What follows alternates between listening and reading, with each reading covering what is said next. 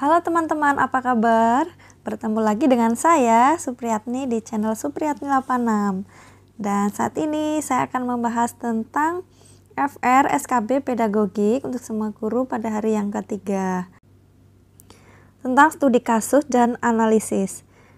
Nah, sebelum kita lanjut, terima kasih bagi kalian yang sudah subscribe. Dan bagi yang belum, jangan lupa klik subscribe dan tekan tombol loncengnya untuk dapat notifikasi video-video terbaru dari channel ini.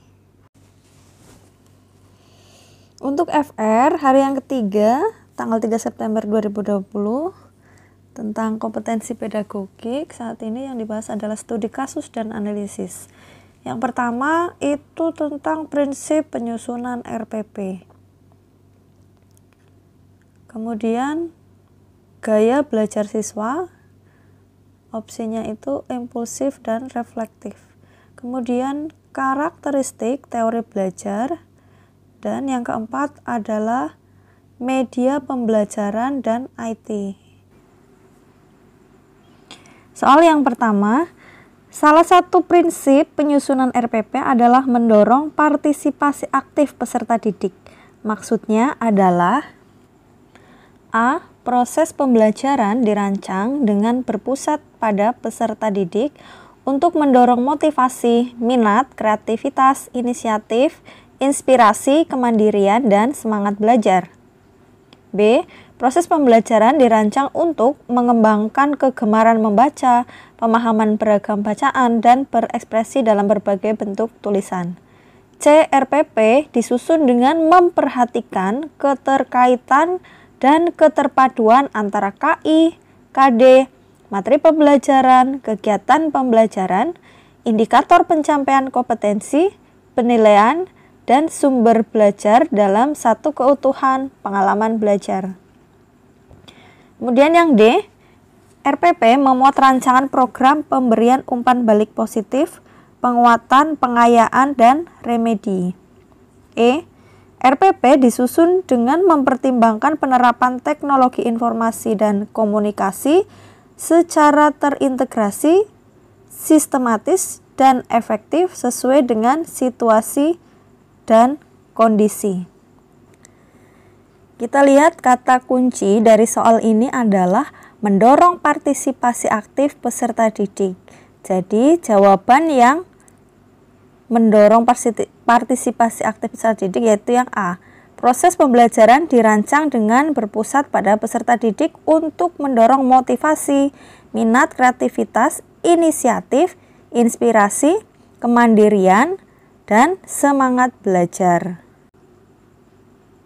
Pembahasannya yaitu terdapat 6 prinsip yang perlu diperhatikan dalam penyusunan dan pengembangan RPP, yaitu memperhatikan perbedaan individu peserta didik, yaitu RPP disusun dengan memperhatikan perbedaan jenis kelamin, kemampuan awal, tingkat intelektual, minat, motivasi belajar, bakat, potensi, kemampuan sosial, emosi, gaya belajar, kebutuhan khusus, kecepatan belajar, latar belakang budaya, norma, nilai, dan atau lingkungan peserta didik.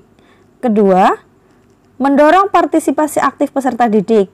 Artinya, proses pembelajaran dirancang dengan berpusat pada peserta didik untuk mendorong motivasi, minat, kreativitas, inisiatif, inspirasi, kemandirian, dan semangat belajar. Kemudian 3, mengembangkan budaya membaca dan menulis. Nah, artinya proses pembelajaran itu dirancang untuk mengembangkan kegemaran membaca, pemahaman beragam bacaan, dan berekspresi dalam berbagai bentuk tulisan. Yang keempat, memberikan umpan balik dan tindak lanjut. RPP itu memuat rancangan program pemberian umpan balik positif, penguatan, pengayaan, dan remedial.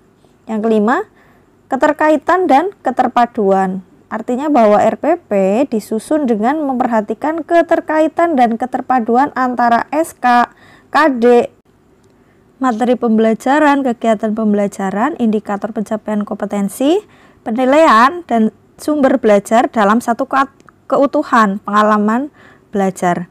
RPP disusun dengan mengakomodasikan pembelajaran tematik, keterpaduan lintas mata pelajaran, lintas aspek belajar, dan keragaman budaya.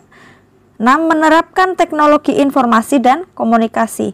RPP disusun dengan mempertimbangkan penerapan teknologi informasi dan komunikasi secara terintegrasi, sistematis, dan efektif sesuai dengan situasi dan kondisi.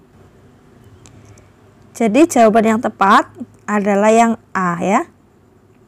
Kemudian soal nomor 2, terdapat kasus bahwa beberapa siswa memiliki kecenderungan belajar berupa mengerjakan soal atau tugas dengan cepat, tetapi hasilnya banyak kesalahan. Gaya belajar para siswa tersebut adalah A. Impulsif, B. Reflektif, C. Gaya berpikir terikat, D. Gaya berpikir bebas, E. Gaya berpikir terbalik. Nah, terkadang kita sering menjumpai seperti ini ya.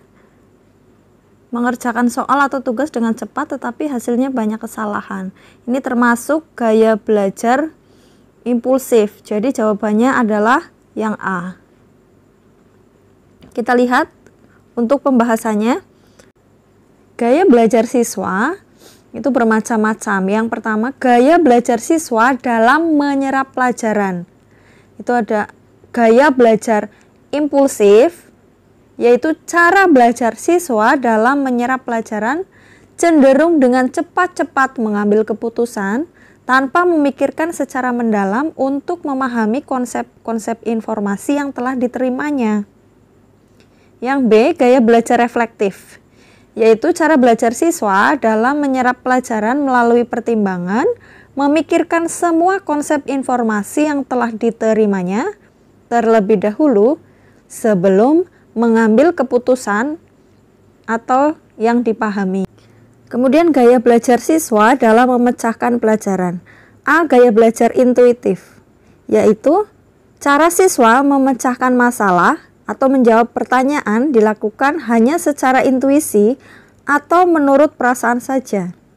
B. Gaya belajar sistematis, yaitu cara siswa mengerjakan pertanyaan dengan melihat struktur masalahnya, mengumpulkan bahan, menetapkan alternatif jawaban yang paling tepat untuk menjawab permasalahan. Soal nomor 3. Perhatikan pernyataan-pernyataan berikut. 1. Pembelajaran mengutamakan bagian-bagian kecil. 2. Pembelajaran mementingkan pembentukan stimulus dan respon. 3. Pengetahuan itu ditemukan sendiri oleh siswa melalui pengalaman belajar sendiri. 4. Siswa menentukan sendiri apa yang akan dipelajari. Dari pernyataan di atas yang merupakan karakteristik teori belajar tingkah laku behavioristik adalah, nah kita lihat teori belajar tingkah laku behavioristik. Jawaban yang tepat yaitu yang A. Poin nomor 1 dan yang nomor 2. Pembahasannya, menurut teori behavioristik, belajar merupakan perubahan tingkah laku sebagai akibat adanya interaksi antara stimulus atau rangsangan dan respon atau tanggapan.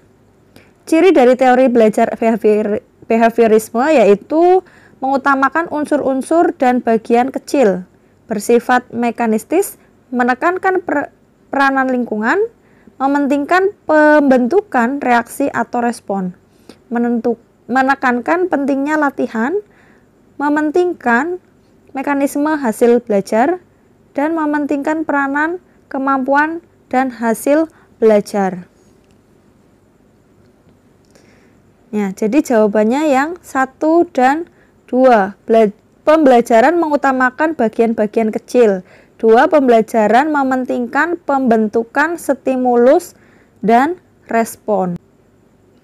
Kalau yang 3 dan 4 itu tidak sesuai dengan teori behavioristik itu.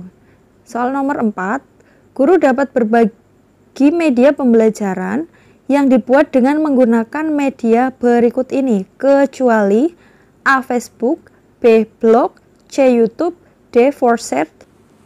Yang E. LinkedIn. Kira-kira yang mana ya? Yang kecuali, ya jawabannya yaitu yang D. Kecuali itu Foursquare. Pembahasannya, media pembelajaran merupakan segala sesuatu yang dapat digunakan untuk menyalurkan pesan, merangsang pikiran, perasaan, perhatian, dan kemauan siswa sehingga dapat mendorong proses belajar.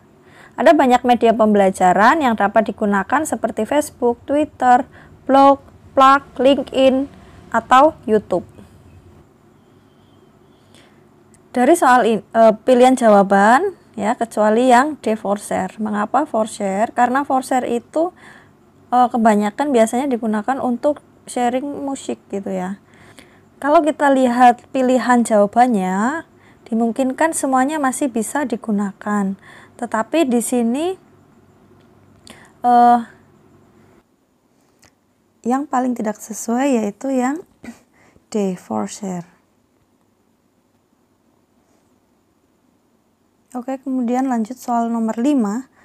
Bila guru membuat tugas kepada anak dan anak diharuskan mengirimkan hasilnya via email, namun kapasitasnya sampai 1 GB, maka sebaliknya mengirimnya menggunakan A. Dropbox, B. Skype,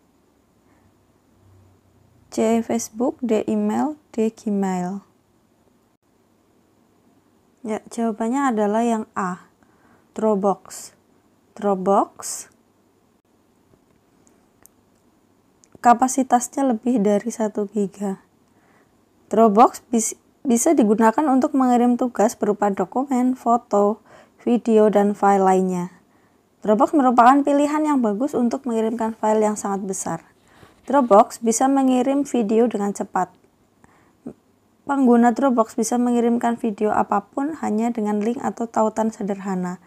Dropbox juga memudahkan penggunanya untuk berbagai file yang berukuran besar dengan siapapun, bahkan meskipun orang tersebut tidak memiliki akun di Dropbox. Lanjut nomor 6. Seorang guru harus mampu memanfaatkan media pembelajaran dan sumber belajar untuk mencapai tujuan pembelajaran utuh. Pernyataan berikut yang benar terkait dengan media pembelajaran adalah: A. Media pembelajaran yang baik adalah media pembelajaran berbasis tujuan pembelajaran. B. Sebuah media dapat digunakan untuk semua kegiatan pembelajaran. C. Media dapat digunakan sebagai pembawa pesan dalam suatu kegiatan pembelajaran. D. Memilih media tidak perlu banyak pertimbangan agar tidak merepotkan. E. Media dapat dibuat dengan mudah dan biaya murah. Dan jawabannya yang tepat adalah yang C. Media dapat digunakan sebagai pembawa pesan dalam suatu kegiatan pembelajaran. Pembahasannya, tujuan utama dari media pembelajaran adalah mempermudah dalam proses penyampaian informasi atau materi pelajaran, sehingga materi pelajaran mudah dipahami oleh siswa. Nomor 7, beberapa hal yang ada dalam setiap proses pembelajaran dan harus bisa diterima oleh guru adalah: 1. Karakteristik materi pelajaran yang berbeda-beda. 2. Sarana belajar yang ada. 3. Gaya belajar siswa. 4. Target dari pimpinan atau kepala sekolah. 5. Tuntutan dari orang tua siswa. Yang menjadi pertimbangan dalam pemilihan sebuah metode pembelajaran adalah A123, B124, C125, D234, E235. Dan jawaban yang tepat adalah yang A, 1, 2, 3.